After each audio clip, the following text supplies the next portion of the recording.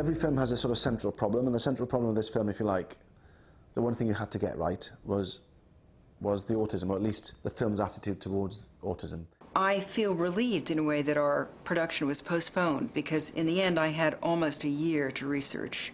Well, it's a very strange experience. I mean, she's done so much work and research, and is brilliantly convincing, and I have deliberately done none. In a sense, she was in charge of Linda's autism. She'd lived with a woman called Ros Blackburn, who's an adult autistic woman for a while, and so she had the autism down, if you like, before starting.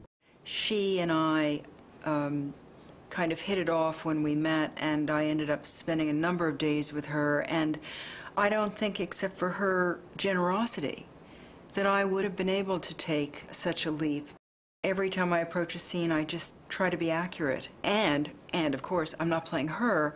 At a certain point, Linda takes over, but I care very much that all the physical aspects are accurate. She doesn't make eye contact. So when she speaks to you, she's speaking to here somewhere or off somewhere. I don't like normal people. I like useful people. And people who like doing the things I like doing. Huge intelligence, hears things in a very selective way, but doesn't make eye contact.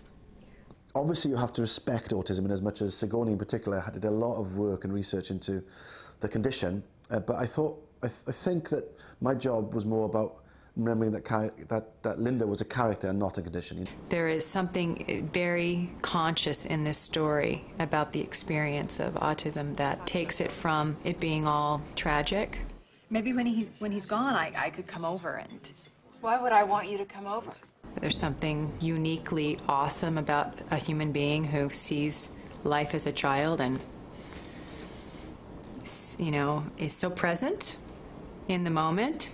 I mean, Angela has a 9-year-old autistic son, but she hasn't been indulgent about that. She's moved that story to an adult autistic. I think that's something that none of us know much about. I hadn't ever, you know, read anything about autism later in life. We all hear about children with autism, but we don't hear about down the road and what life looks like. I know all about autism. I've seen that film. The autism in the film becomes something that actually affects Alan's character.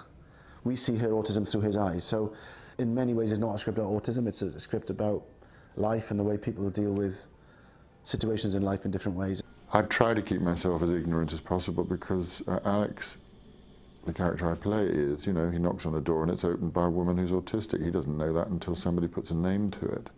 It's just this rather unpredictable behavior. There are certain characteristics that she shares with other people who have autism, and I would also hasten to say that everything that is considered autistic behavior is human behavior. We're all on a graph of autism, frankly. I recognize things in the rules of autism which are things that I do, you know, any kind of little obsessive behavior or repetitious things, or if you rearrange all the things on top of your piece of furniture and make them line up, that's pretty autistic.